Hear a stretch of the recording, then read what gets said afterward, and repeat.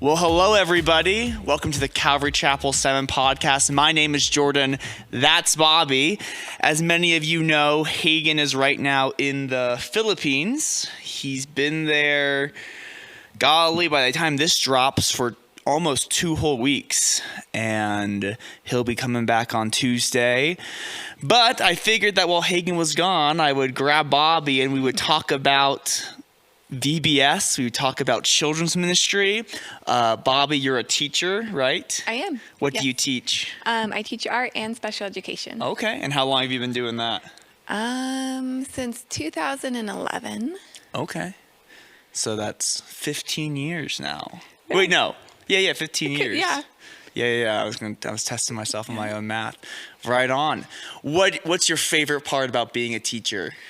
It depends on the season. Right now, my favorite part is having my own daughter in my class. That's been really fun. Oh, wow. And to be able to spy on her life and keep track of her friends. That's nice. That's healthy. How does she feel about this?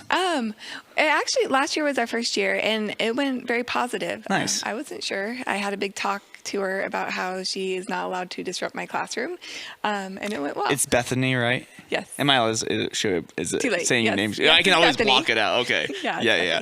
Bethany. Cool. Okay. Nice. And so she's in your art class? Yes. Okay. Yep. She's not in special education. Oh, no, wasn't saying that. Okay. Right on. That's cool. So do you do both at the charter school in Yeah, town? yeah. Okay. Right on. Do you do more one or the other? Or do you have how does that work? So it's kind of different at a charter school because charter schools have a different type of budget they have to manage everything on. And so people wear dual hats a lot of the times. And most of the kids don't know I'm a special education teacher. They know me as an art teacher. Sure. And then I would say it's probably about half and half, but the special ed hours are not as visible as the art hours. And a lot of times I'm working with kids during lunch, or I test them on off days when we're not having school, and there's a lot of meetings after school, things like that. Okay. How did you, because I love people with special needs. I have a sibling who has special needs. How did you get into that? How did you discover that you wanted to be part of was that part of the plan, being a special ed teacher? Or Well, yes and no. I think God kind of led me into it, but I've always been around people with special needs my entire life. I've had a couple people in my family with special needs, and then my grandfather used to play the fiddle, and he'd sing, and then every year they'd have, I can't even remember what it's called, something ball. But anyway, all the people who had special needs in the area, my grandpa would play for their ball, and they'd have this almost prom thing for the people with special needs. Oh, wow. And ever since I was pretty small, when I moved in with my grandma and grandpa. where was this? It was in the Tri-Cities, Kennewick, Washington. Okay. I would go to this dance, and I would dance with all the people. And so for my whole life, I've been around them, and I've never really, I feel like people who are not exposed to people with special needs are very uncomfortable, and they don't really know how to react. But I never had that hurdle just because I've always been around them. And then I remember in high school when I was thinking about going into art education, we took some sort of career test, and however the survey ended up, it said special education, which I wasn't opposed to, but I didn't really plan on it. And then I went into college and started my art degree and realized that though it was fun, it didn't have as much meaning as I really wanted it to be. And so The art was meaningless. well, it wasn't meaningless. Modern art, if you ask me. Well, yes. Yes. I agree with that. But I think it's just God just kind of opened the doors, and I walked through it, and I was flying through my art degree, and I would have graduated, I think maybe a year and a half or 2 years early. And so I just decided to add special ed. And You were going to graduate early. Yeah. So you just decided to add another add major. something more. So, and then did you graduate not early? Or did you still graduate early? I still graduated early. Like my master's, Wow. I finished my undergrad and my master's Sheesh, Bobby, good with job. my degrees a year early. And what college was this? University of Idaho. Oh, okay. Nice. Yeah. But I think God just kind of led Where's me down that? a That's path. not in Pocatello. That's ISU. Moscow. Yep. ISU's in Pocatello. Yeah. Okay. Gotcha. Yeah, it's okay. Yeah. But yeah, and so God just led me that direction, and I've always just loved, like I had have always had an interest with the way that people learn and the alternative ways that people approach things. Yeah, I want to talk about that. I want to talk about kids and how kids are learning today and all that. But I also want to say with the special needs thing, I think that's very cool that your grandpa, you said? Yeah. Would do a ball every year for the kids. And I think that's like you said, I don't know if people in my experience are uncomfortable with people with special needs. I think it's just like, well, maybe uncomfortable. It's just like they just don't know how to react. Yeah. And they don't know how to talk to them. They think that they need to approach them differently when in reality, you just approach them like you would anyone else. Sure, yeah. And what I've seen is that because my brother Leo has Wolf-Hirschhorn syndrome. I'm sure you're familiar with that. Not many people are. It's kind of rare. But like everyone loves Leo. Leo is so lovable, and everyone who spends any amount of time with Leo instantly just like falls in love with him. Yeah. And people like that make everyone's day better and brighter. So yeah. Which, like, I wish that more people had more time and exposure with people with special needs because of that. And like you see a lot of different podcasts and people talking now about how they're not contributing to the workforce and they're not contributing to society and kind of the push for abortion. Well, if the kid has special needs, just terminate them because they're just a drain on society. And so I feel like for you and I, that kind of like blows our mind because we are used to people like that. We love them. We don't see them that way. But I think people outside of that have a completely different view. Mm-hmm. Well, especially apart from Christ, like the world sees no value in people like that. Yeah. And do you see, because if education, and I'm not an expert on how Leo's education look. I know Leo goes to the public school, and I know most of his classes are kind of special ed classes, but he does spend some classes with the regular quote unquote regular kids, which I think is good because he gets that like social aspect. Even though he can't communicate, he gets that social aspect, and I think it's good for the other kids to be around Leo and to learn to have that compassion to see him like anyone else. So I think that's good. Is that a newer thing in education? Yeah. To kind of have, because I thought it usually was like the special ed kids are in the corner over here and we don't think about them or look at them. But now is it more they're kind of coming together? Yeah, there is definitely more of a push of trying to get them more in the mainstream classes, the general education classes. But it's been fairly recent. Like it wasn't that long ago. Like when you and I were in school, they would have sometimes their own building, their own space. Yeah. And in some pockets it's still like that. Like when I first started teaching in Salmon at the public school, they had their own building. And it was that year that we really pushed to try and get them into the main building.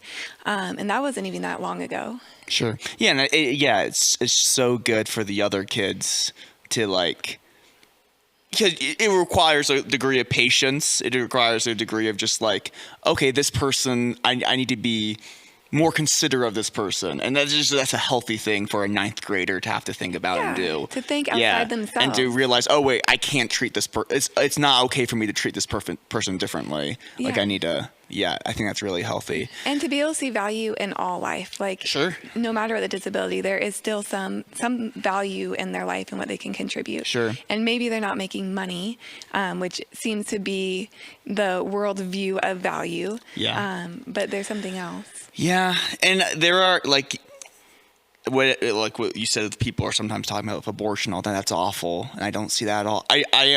I'm curious what you think. There are some very serious challenges with certain people with special needs. Oh yeah. And I don't know if we want to talk about how much we want to talk about this, but like, yeah, like you see some.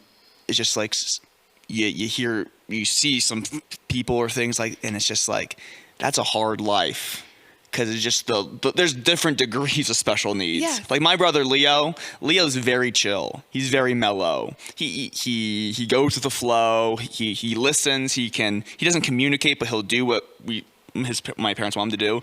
Some people with like high autism or stuff like that, like you can't control them. Yeah, there's oppositional defiant disorder. Sure, there's it's just very like difficult. So I don't want to paint this picture of like it's all sunshine and rainbows. There's some very real challenges, and it's like very, very hard. Yeah, it's like that's difficult. Yeah, one of my first jobs, he was. I think he was 20 because in special education you can stay in the education system until you're 21. So almost a man, and we had to change his diaper. And like, wow. and that was just Changing a 20-year-old's diaper. Yeah, and that is something that whoever is taking care of him will do the rest of his life. So yeah, there are things that are very, very hard. Yeah. But life is hard. It's just sure. different types of hard. Yeah, and it comes down to the decision: are you going to see value in a human life, regardless of what that human life looks like, or are you going to then find value in something else? Are you going to say this life is valuable because they make money? Is money the thing that's going to add value to their life, or are they just valuable because they're human? Mm-hmm. And our world no longer sees value in just being human. Yeah, you now have to contribute. You now have to, which is a very dangerous thing. Yeah. Very slippery slope. Yeah, and who gets to define what like being able to contribute is? Sure. Yeah. The government does, Bobby. Our leaders do. Wow. Well, Bobbi, I have some questions. Well, let's talk about, we had VBS. Yes. Yes. How was VBS, Bobbi? I thought it was excellent. I thought it was the first fun. year that I didn't have to be in charge. Sure. And it was definitely a learning thing on me to let go. You did a wonderful, beautiful job. Thank you. A beautiful job. Beautiful job. Wow. Thank you. And I was involved more than I was planning on initially. At first I was like, well, what is my role in this? What am I doing? And then it got to the point where I'm like, well, maybe I'm not doing anything. Maybe I'm just helping. And then I ended up being in charge of crafts, which is fine. Sure. And I found out what, in my mind, probably not for you, because you're definitely a lot better at last minute things. But in my mind, I'm like, oh my goodness, I don't have enough time to plan for this when I found out I was in charge, which was good because God took care of it. Sure. I had a little idea, and then he kept adding to it. And it all worked out. Yeah, we made shirts, and the kids made socks as well, and tie-dyed them and drew on them, and they came out really good. And you show up on Monday, and you say, Jordan, where are the shirts? I say, there's a shirt right there. And you're like, Jordan, there's 12 shirts. I'm like, oh, we need it more. But we walked over to, not Bree Easy. What's it called? Pumpkin? Diamond Creek, yeah. And they had a bunch of extra white plain t-shirts for us to tie-dye. And they just gave it to us, or I think they charged us like a little bit for them, but they just had a whole bunch of extra, and it all worked out. It worked out? Excellent. Yeah, so that's definitely God just kind of making it all work out, because that was, for a second I was like, oh man, what are we going to do? But it was good. Yeah. And you were very involved with crafts, but you also, Tuesday and Thursday, you went and did like a horse thing, right? Yeah. 4-H has kind of dominated my life right now, and we're trying to learn a healthy balance. But one of the nights was the girls' dog agility practice for 4-H, and then Thursday I'm the driving horse leader, and so we had a driving horse practice. Oh wow, that's crazy. Do they do something like that every night, like a different event? Not every night, but at least 2 to 3 times a week during the summer. They're preparing for something for the fair. Oh, it's all fair stuff. Yeah, fair or horse show. But yeah, I'll get onto that. Nice. Well, Bobbi, what does VBS stand for? I get that question sometimes. Vacation Bible School. And why do we call it that? Because it's Bible school during summer vacation. I guess that's true. Yeah. I know. I'm not a big fan of Bible school. School sounds a little... I wouldn't call what we do school. No. Yeah, but really. It's kind of a... Yeah, we're teaching them. We are teaching them. Yeah. That's true. I don't know how far back the tradition of VBS goes. I think it's very old. Yeah, you hear grandparents talking about going to VBS. Yeah. So I think the name is more of an older view of it. Sure. Yeah, and it's something that I've grown up hearing all the time. So I know what VBS, because I went to a VBS. But people who've never gone to VBS are like, VBS, what's that? It's like, well, Vacation Bible School. And it's like, oh, school? It's like, well, it's not school. Yeah. It's like this. I kind of described it as like a day camp kind of thing. Yeah. Only we do in the evenings for like 2.5 hours. So yeah, but maybe when it first started, maybe it was more of a school format where the sure. kids came Well, yeah, back in the day, I'm sure they were a little bit more sat at rigid. desks and learned the Bible. Yeah, they probably weren't eating donuts from a string like we do today. I doubt they were doing that. Yeah, we have more fun today, which is good.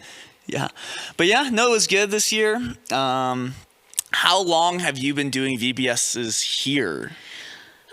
I think this would have been the 8th or the 9th Vacation Bible School. Hagen would know more for sure, because I started being the children's ministry director the same time he picked up being the pastor. Okay. And then that very first summer, I was I was very, very new, we decided to have a vacation Bible school. So. Oh, really? So you started it. Okay. Yes, yeah. I think the Calvary Chapel here may have had it in the past, but there was a big dry spell where we didn't have it. And so then that's another thing of God just kind of leading me down a path. It's not like, well, first I had no plans on being the children's ministry director. And then it's not like I was like, let's do a vacation Bible school. It just kind of happened. Sure. And then it kept happening. How did that happen? How did you become the children's ministry director? So Lori and Ty was the pastor and the pastor's wife here. And Lori was in charge of the children's ministry and Ty was the pastor. Of course. And then they announced, like, we had lived here. Because if you're the pastor's wife, you're in charge of the children's ministry by That's the default. model I always have pictured in my head. Yes. But so we had lived here before. We loved it. We had to move away because of jobs. We came back. And shortly after we came back, Ty announced that they were leaving. And we were living in North Fork at the time, and I was taking a run down the river road. And it was like right after I heard that they were leaving, I had this feeling that they're going to ask me to be the children's ministry director. And I did not want it. As I was running, I was praying to God, I was like, I don't want this. I don't want this. I don't want this. And then I think it was that very same week they invited us over to dinner and asked me if I would do it. And I said yes, because you can't say no to God. Like, that's a very bad idea. Sure. And so then I said, Pastor Ty. Well, yes. Yeah. And the plan was that they were going to kind of support me and I was going to shadow them and kind of like lead me into this position. But it didn't work out exactly like that. I think that the move was a lot more abrupt. Sure. And so boom, I had it and I had to figure it out.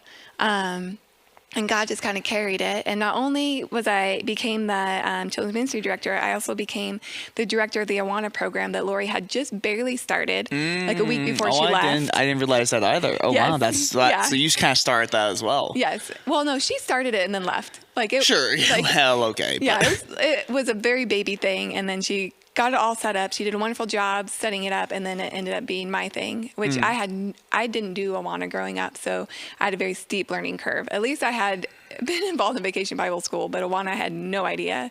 And then it must have been the Holy Spirit, because it's not like I wanted to do Vacation Bible School, but through the process between that point in the summer, I was like, let's do a Vacation Bible School.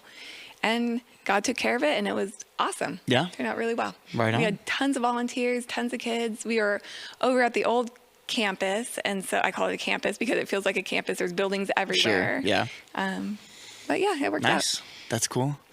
That's interesting. I didn't realize that you started I assumed that you had done that before Hagen took over, but you guys kind of started at the same time. Yeah. Yeah. The exact same time, because Ty and Lori left, and then Hagen and I started. There you go.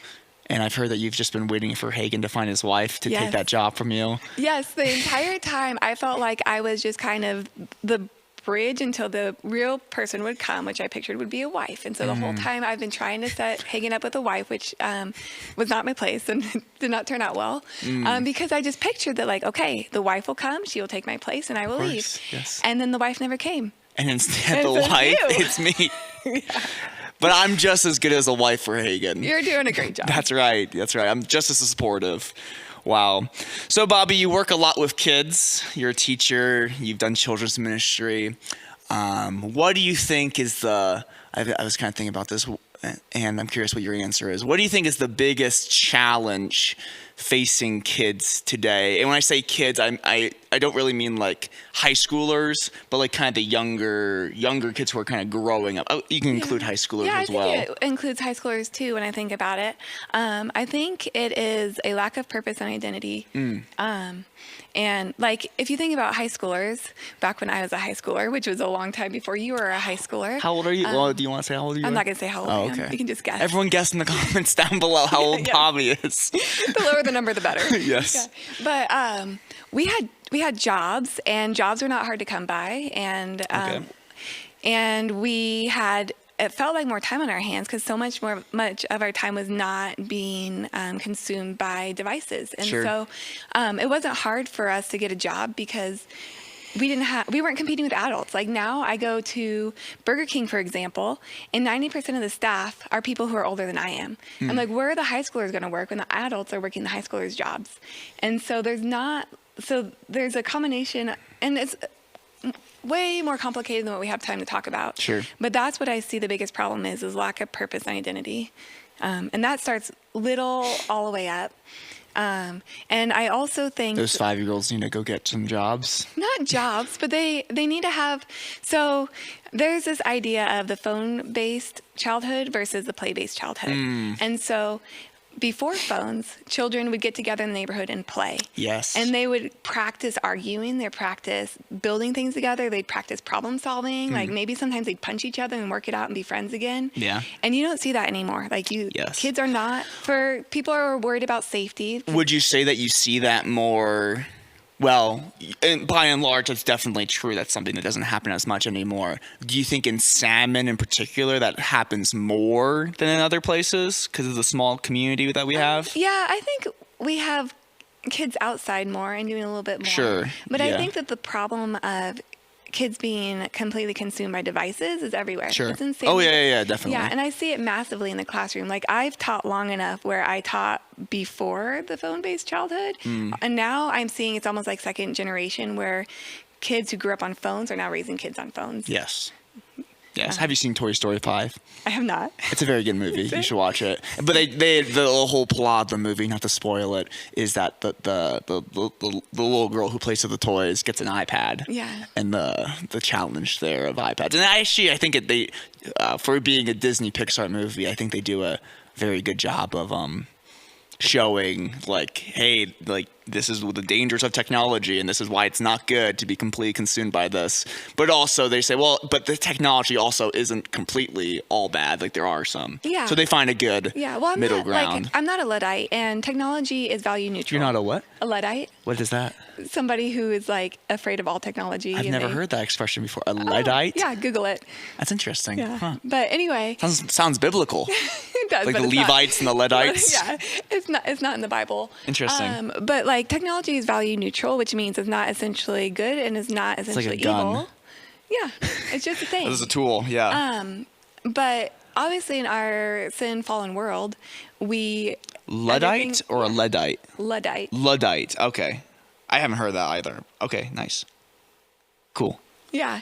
But I think also like we live in a society of distraction. Like we don't face our problems, we don't face our stress, we just distract ourselves. Yes. And so we don't learn the skills we need to work through it.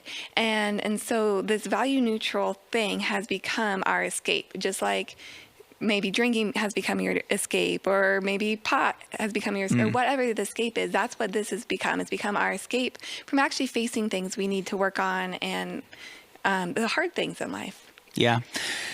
Yeah, I think it's very dangerous to have young kids on iPads all the time. And I think that's very sad that that's the normal. You walk into a restaurant and all the kids are just on iPads. Yeah. You know, it's like, that's not good. That's not healthy. That's not good. And I'm not a parent, so I'm not judging anyone. Yeah, that doesn't seem like the wisest long-term parent strategy. Well, parenting is hard. Sure, yeah, and I'm sure it's way easy to just like, my kid's the out of escape. Control. Here you go. Yeah. This will calm them down. So an example of something that I saw just this weekend that was so sad. We went on this awesome like backcountry packing trip, and the first night we camped in a campground at a trailhead before we headed out into the wilderness. And while we were there in this beautiful area, mountains on either side, crick trees, there's 2 kids sitting there with headphones on staring at a screen while camping. Yeah, that is sad. While camping. Yeah. But that's because it's addictive. Sure. Like, kids are, that is the weird thing where it's literally an addiction. Yeah. Where, they, like, as addictive as any other addictive substance. It is, because it changes the way that your brain chemistry and works. Sure. Yeah, and I find, as an adult, I find myself, like, realizing like, okay, I can't be on Instagram because I'll just scroll. Yeah. So I need to like, stop myself. It's like if I get hooked that easily with these things, how much more does a 12-year-old, a 10-year-old get while hooked? their brains are developing. Sure. Yeah, and it's an easy dopamine release. Like you look at this thing, you get these happy chemicals very easily and quickly, and so you do it again and you do it again. Yeah. And then just like anything else. Sure. What do you think is the what do you see as far as technology with education in the future more and more people are going online for school. Technology is being used more and more in the classroom. What do you see the future of that? Do you see that as a positive? Do you see that as a negative? What do you see the future of education in the classroom with? I see that used appropriately, it's a good tool. Sure. Used too much, obviously, it's going to stunt other areas that are really important. Like, you don't just go to school just to learn your mathematics and your science. Like, I mean, that's an important part of it, but you also learn how to socialize. You learn how to work through problems. You learn how to work in teams, and you don't practice any of those skills sitting on a screen. Yes. I did online school for 1 year in 8th grade, and I did not like it. Because I'm a social being. I'm a social butterfly. You're isolated. And I felt isolated. I felt alone. And it's very difficult to connect over a screen with people. And I think it was the best decision my parents made to send me to a in-person school instead of just having me continue down that. And for some kids, my brother did online school all throughout high school. And I think he liked it. I think he enjoyed it. I think he's functioning and he's coming out of his shell more and more. He's going to in-person college, which I think is good. So I don't think that it's not like it doesn't have a place. But I think by and large, most kids, like you said, You need a balance. They need to be, in person, which is hard because we don't want to talk garbage about our public school because there's good things about our public school. But a lot of parents see a lot of negatives with our public school. And so their instinct is just to pull their kids out and to sign up for some very cheap, affordable online school. But I don't know if but that has downsides too. So it's a real pickle people in Salmon are in, where it's like my only options are public school with all its problems, or having my kid online all day, which has a whole bunch of problems. Yeah. So it's like that's hard. Yeah. Well, and like I had my brother-in-law tell me this one time, because sometimes I would like to just kind of become a hermit and hide up on the mountain and get rid of all these problems. But like what he would say to me is like, Bobbi, people were made for community. We were designed for community from the very beginning. God made Adam and then gave him Eve because they needed a relationship. Sure. That was the design from the beginning. And so that's the most dangerous thing, is becoming isolated. That's when you no longer have accountability. That's when you no longer have the idea of iron sharpening iron, where you can bounce ideas off of each other and learn from each other. And so I think that, like, if you think of the bigger picture of spirituality, Satan wants us isolated. And so it's just another tool that he can use to try and get us isolated. And like isolation causes mental illness, all kinds of different things, or if it doesn't cause it, it exasperates it. And so we're not designed to be isolated. Sure. Yeah, I think many people would say, well, I'm not going to isolate my kid because there's other forms of socialization outside. You know, there's sports, there's church, but I just don't want to send them to public school, which I get. Yeah, it's just a balance. My daughters right now are at the charter school for high school. I'm planning on homeschooling. Okay. As an educator, I just think I could do a better job of not that it's terrible as being offered there, but I see other things that I could offer my daughter that's not being offered over there. Sure. Are you going to do a traditional homeschooling or like online school, or how's it going to work? I'm still weighing it. I'm still trying to figure out exactly what it looks like. And maybe she'll do partial classes over there, and then I homeschool her for some of the pieces of it. But my intention, though, like the big picture, is I'm preparing her for the future. And so, yes, she needs to learn these skills. She needs to learn these things. She needs to learn these core educational things. But she also needs to learn to be a functioning adult in society. And so when I'm get to the point where I'm trying to build this, I need to look at the end goal. And I want to protect her from some of the things she could be exposed there. But in protecting her, am I also not preparing her and knowing how to deal with it in the future? Yes, that's something I think about. Parents take their kid out of public school because there's a bunch of inappropriate and the kids are vulgar, and there's the teachers aren't the best. But it's like, well, are you going to send them to college?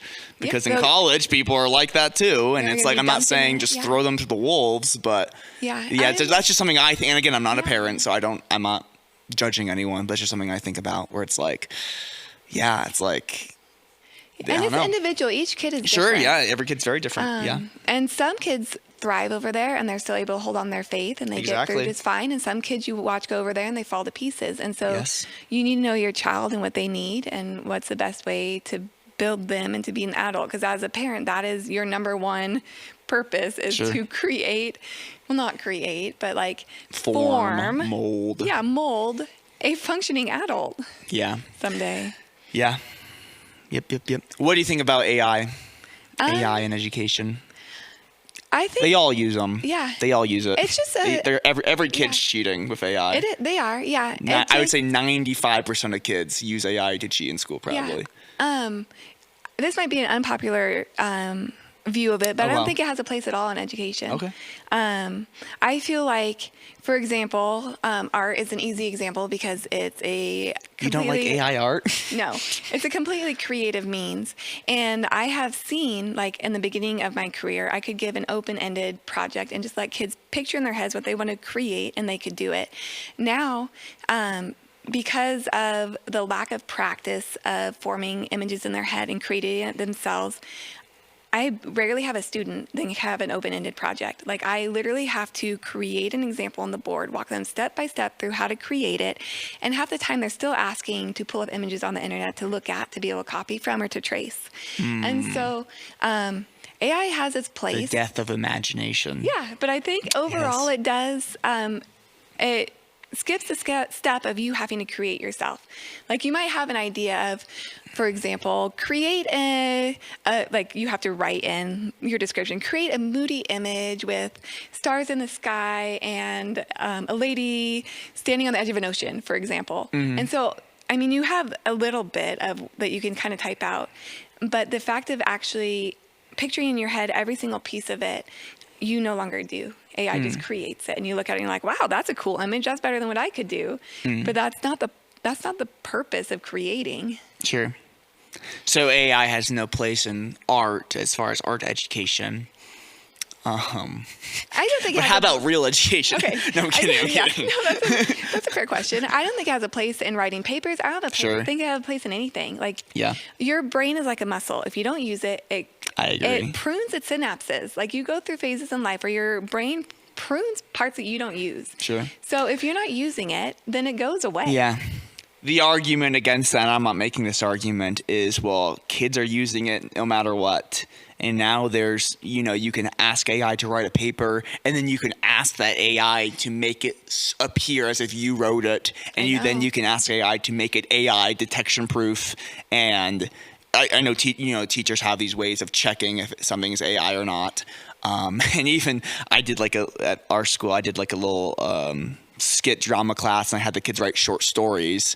And the one kid, he wrote, and he had before this wrote in a very good creative story, and now he wrote a new story, and it was just much too polished. Yeah. It's like, no way did you actually write this. And I asked him, did you use AI? Did you know? No, I didn't. No, I didn't. And so I put it through this thing, and it's like 99% AI. It's like, okay, he's just lying to me. But then he says, well, I didn't use AI. I used Grammarly. Yeah, which is basically AI. Well, it's hard because, there's like, what do you mean by, because I know Grammarly, like it fixes your grammar as you write. But I think what he was using it as is it was like giving him better word suggestions as he wrote. And so instead of using the thesaurus, and so there are steps. Yeah, and so it's like, and even when I write, like if I write something and it's like I just want to quickly fix the grammar or spelling, I'll use that kind of thing for that, like just autocorrect. Yeah. Yeah, it's like that's kind of like a... Yeah, in a way, that's also okay. But like the purpose of writing when you're younger is to be able to learn words and to be able to form sentences and to practice the actual act of doing it. Yes. And so, like, there's a study that has a group of kids who writes papers using AI, and then they quiz them later what the content is, and they don't even know what it was about. Like they have maybe a basic idea, and then you have a kid actually do the research and write it and stuff. Not only are they writing the paper, but they're learning the content and the concepts as they're creating it. Yeah. And then at the same time, like you're learning different words. Maybe you want a different word because you use the same word over and over and over. Then you can like maybe do the click where the source and then brings up another word, but you're manually like working on it and figuring out the words. It's different than it just does it for you. The question is, okay, everyone can agree, okay, like using AI is bad for kids' development. But like, how do you stop it? How do you stop them? You know, do you just have them write everything in class? That's an option. Have them write it by hand. Right. And if they use AI, at least they're rewriting it by hand so they can learn what writing it is. by hand. Yeah. Right. Yeah. 3 pages by hand. Yeah, I guess the people used to do that. Yeah. I have papers that I wrote 3 pages by hand. Yeah, I guess that's also good for your writing skills. Yeah. I mean, that sounds exhausting. I didn't have to. I typed it for all my papers, but writing by hand, I guess that would be a solution. Yeah. So I grew up without a computer, not because I'm that old, but because I was raised by a grandmother who we didn't have a computer. And so I did all my papers by hand, or I used the typewriter, which was even slower than by hand because I wasn't great at typing. If I made a mistake, I'd have to take it out. I have to white it out. I have to line it back up. Yeah. That's crazy. Well, Bobbi, what are you hopeful when it comes to the next generation of kids? Is there anything that you're hopeful for? Are there any positives that you see? Well, there's always hope, and there's Jesus. For sure. And every generation has challenges. And right now, I think our challenge is the isolation and the lack of identity and stuff. But God has created these children for this time. And so he's not going to let everyone just fail and drown. Yeah. Wherever there's a challenge, God has a door for you to be able to get away from it or have a release from it. And so my hope for this generation is just to see kids who rise above it in their own creative way. I'm not living through the problem, so I have a different view of it, but they're living through it. And so there are going to be a remnant or a group of kids who are going to figure out a way around it, and they're going to be more powerful because of it. Yeah. I think kids today are really funny. They're just so funny. And sometimes they don't even try to be funny. But that's just a hopeful thing I see. I think they're amusing. And not everyone's funny. There's some people are just like some generations I think are significantly less funnier than others. But these younger kids, they're funny. They're the funny generation. They're the funny generation. Yeah. Wow. Well, Bobbi, does your life look like how you would imagine it would? No. No? Do tell. Well. What did you think? When Bobbi was just 16, 18 years old, what were you thinking you were going to be doing? Well, I guess I always knew I would be teaching. Okay. I pictured having more children, but I never really had I had a vague idea of what I wanted to do, but it's not like my life isn't what I pictured because I pictured something completely different. My life isn't what I pictured because I never really pictured it in detail. Sure. Yeah. I can, yeah. I feel like my life has just been a series of God opening doors and sending me different areas. Like I never would have pictured living in Salmon. I didn't picture teaching at a charter school. When I first went into teaching, I didn't even know what a charter school was. And so there's different things like that. Do you think you're going to be... Do you see yourself teaching for the foreseeable future? Or do you think at some point you'll want to stop teaching? Or So I'm kind of planning on stepping back from teaching while homeschooling Bethany. And it'll just be for high school. It's the last 4 years that I'll have her in my home. And so I really want to invest a lot of time with her while I still have her those last 4 years. And then Amberlin's coming up. So eventually maybe I'll do the same with her. She's a different kid than Bethany. Amberlin would much rather stay at home naturally. So I don't know if keeping her home would be the healthiest. We'll see as she gets older. And then I don't know where God wants to send me. I just listened to the book God Smuggler on audio. Have you ever read that book? God Smuggler? Yeah. No. It's amazing. It's about a guy after World War II, as all the different countries were trying to rebuild in the Iron Curtain, how he smuggled Bibles into those countries. Listening to that, I'm like, gosh, I kind of want to do that. So smuggle Bibles into countries? Smuggle Bibles. Oh, wow. Something like That's that. a good idea, Bobbi. Be a missionary. Yeah, which is something I actually did want to be when I was younger. I was planning on going to Africa. And then for a while, I thought I'd go to Mexico. I went to Mexico for a short-term mission trip at an orphanage, and I planned to go back there. And then Nathan proposed. That got in the way of things. Yeah, so maybe, I don't know. Who knows? Where would Nathan want to be a missionary? I don't know. He's never expressed that sentiment. Yeah. Huh. Well, you should. You went to Mexico with us. Yeah. I don't know if we're gonna go back to Mexico. Well, Hagen wants to go back to Mexico. Yeah, I'll go back. I see it in his heart and in his mind. So yeah. Yeah. So I personally liked going to Philadelphia, but I'm just biased. I think that was good for the kids, but Mexico's good for the kids too. yeah, well, I mean, our whole nation has people that need to be reached for Jesus too. You Now, don't have yeah, to go there's to a another million country. places you could go. Yeah. Yeah. But Mexico, you get that other culture. You get Kensington and Philadelphia is a different kind of poverty. But Mexico, you get poverty. Mm-hmm. And so, yeah, there's pros and cons. Yeah. But yeah, okay. Well, yeah, go be a Bible smuggler into communist China. Yeah. That's what they need. Oh, like I could sneak around in China. Or when out. the regime in Iran falls, you and Hagen can go over there. Sure. And plant churches. Yeah, if that's what wherever he wants God to do. sends me. Yeah, we'll see. Whatever he asked me to do. Yeah, you can go be Hagen's children's ministry director for his new church in Iran. Yeah, maybe. Maybe. We'll need one of those. Wow. Well, Bobbi, I was going to ask you this, but you might have already answered it. If you could add one book to the Bible, what book would you add? Oh, And not just like in the Bible, like, just like what's a book that you think is really important? I'm not saying it necessarily has to be like God's inspired word. Okay, I'm not going to add anything to the Yes, Bible, I'm sure. on my shelf with the Bible. Yes. Well, right next to the Bible. Yeah. Well, God Smuggler was really, really good. Okay. But also Screw Tape Letters is Oh, yes. awesome. I haven't read that. I read that in high school. Yeah, just it gives an interesting perspective of the attacks that Satan has on people's lives that you don't really think about. How subtle and sophisticated some of them are. And you picture them of like this demon that's red with horns and a pitchfork, but really it's a lot different than that. Sure. It's just working our own will and our own nature against ourselves.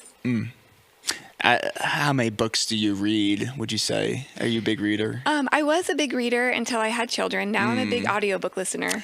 And Wow. so I multitask as I do their laundry and cook their dishes and drive them Do places. you use Audible? What do you use for that? So I'm cheap and I like free things, so Yeah. I use Libby. But Libby sometimes frustrates me because it doesn't have a lot of the books that I like, and they have less Christian options. Okay. Yeah. I don't know. I think I like podcasts a lot. Are you a podcast listener? Yeah, I listen to podcasts. So I figured I probably would like audiobooks, but it's not the same. It's not the same as reading. No, but I feel like on long trips, I'd rather listen to an audiobook than a podcast because podcasts are like 30 minutes, maybe an hour max, and then you switch and switch and switch Depends and switch. on which podcast you're listening to. I listen to some 3-hour long ones. Yeah, I haven't gotten any of those. But like Yeah. you get a book, it's like 10 hours. And so if you're Sure. driving down to Southern Idaho or driving to Boise, you can listen to something that is cohesive throughout the Sure. trip. Yeah. Yeah, it'd be cool. Yeah. I guess I've never listened to an audiobook and been wowed by it. I've read books and been wowed. But I don't know. Maybe I just need to listen to some really good audiobooks. In my mind, it's almost like they're like a different. They're obviously different mediums, but just like it's like a different thing. Mm-hmm. It's like a different experience. Yeah. I listened to the book 1984 and I read the book 1984, and I way more enjoyed reading it than I did listening to it for some reason. Yeah. Yeah. I think I would rather. I also too. crashed my car while listening to the book 1984. Do you get distracted So, while you're listening? No, I was just like, it was just snowing. That's why I crashed. But like now maybe that's why I don't like audiobooks. You So I had connected this to negative, crashing. I got in this crash while listening to one. So something funny. We Do always you get listen- distracted? Well, No, I okay. don't. Well, I wouldn't call it distracted. I'm not very situationally aware, so I'm very focused on right in front of me. But if you School drive buses by me, are hard. Yeah. Anyway. We don't have to talk about that. That's okay. Yeah. But you're talking about like associating. So we always listen to audiobooks when we travel to visit the grandparents, which are about 7 hours away. And when Amerlyn was little, she always got horribly car sick. And so she would cry and say, I don't want to listen to audiobooks because it makes me sick. Because she associated audiobooks to her feeling nauseous. So it took her a while to Yes. realize that that's not what was making her sick. That makes sense. So that's funny. probably your problem. You crash Yeah, I while listening to associate. audiobooks. Yeah, I also haven't really tried too hard to listen to. I bet if I really tried, but yeah, I guess that long car ride thing would help because it's like I like listen to a little bit here, I listen to a little bit here, and that would be hard with a book because you'd be like, "What's going on?" Yeah. But if you could just continually listen, I bet that would make it easier. Okay, right on. Well, Bobbi, any last closing thoughts that you want to leave the people, our hundreds of listeners? I don't know. I guess a lot of what we talked about seemed kind of dystopian or kind of negative, like the idea of like technology and the lack of, but none of this is a surprise to God. Sure. Like he knew all of it. And so I feel like we only see slices at a time and it seems very, very dark. But it's all already solved. And so we sit here trying to solve these problems that are beyond us to solve, and we don't need to solve it. He's already solved it. Sure. Yeah. Would you see, I don't know how to word this question. There's a lot of value in being a teacher. Do you see a lot of value in your job? Do you feel like you're making an impact in these kids' lives? Yeah, some more than others. Sure. Some don't want to be impacted. Yes, yeah. But I think anytime that you work with youth in any capacity, you're making a difference. Sure. Like these are very malleable brains. And you don't have to be a teacher to do that. No. There's a million ways to help volunteer for PBS. You could be a coach. You could be a mentor. You yes. could, like just take a kid aside and like spend an afternoon with them once a week. Like kids, that's another thing. This needs to end eventually, but there is more a disconnect between the generations. Like kids need time with adults and adults need time with kids, and they need to be invested together. The old people all the way down to the young people. Yeah.